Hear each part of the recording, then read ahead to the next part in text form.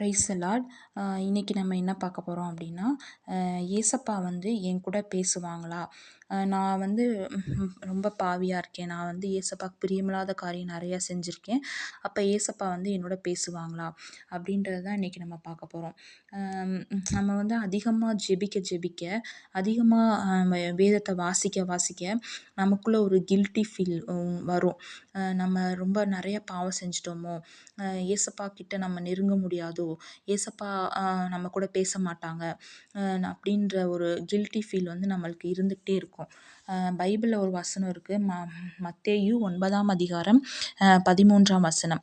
நீதிமான்களை அல்ல பாவிகளை மனம் திரும்புவதற்கு அழைக்க வந்தேன் என்றார். அப்போ கரெக்டாக இருக்கிறவங்க, உண்மையாக இருக்கிறவங்க, நேர்மையாக இருக்கிறவங்கள அல்ல, பாவம் செய்கிறவங்களுக்காக தான் நான் இந்த உலகத்துக்கு வந்தேன். அவங்கள மனம் திரும்பணும் அப்படின்றதுக்காக தான் இந்த உலகத்துக்கு வந்தேன் அப்படின்னு சொல்லி ஏசப்பா சொல்கிறாங்க. அப்போ வந்து நம்ம வந்து இடைவிடாமல் வந்து நம்ம வந்து ஜெபிக்கணும்.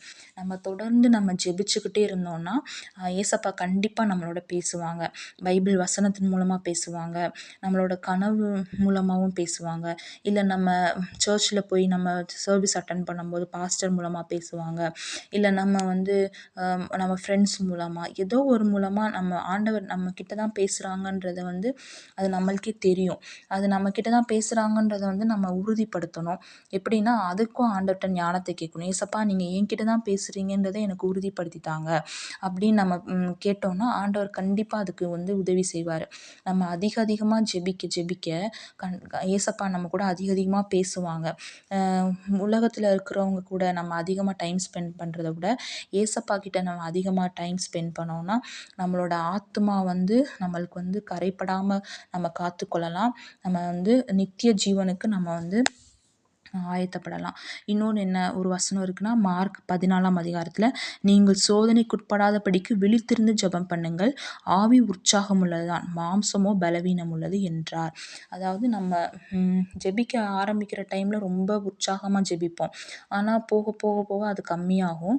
ஆனால் நம்ம சோதனைக்குட்படாதபடிக்கு விழித்திருந்து ஜெபம் பண்ணுங்கள் அப்படின்னு இருக்கு. நம்ம தொடர்ந்து ஜெபிக்க ஏசப்பா கண்டிப்பாக நம்மளுக்கு வந்து எல்லாவற்றிலிருந்து ஒரு விடுதலை கொடுப்பாங்க, மனசில் ஒரு சமாதானத்தை கொடுப்பாங்க. ஏசப்பா நம்மளோட பேசுவாங்க. ஆண்டவர் தாமே உங்களோட பேசுவாராக. தொடர்ந்து ஜெபிங்க. ஆமேன்.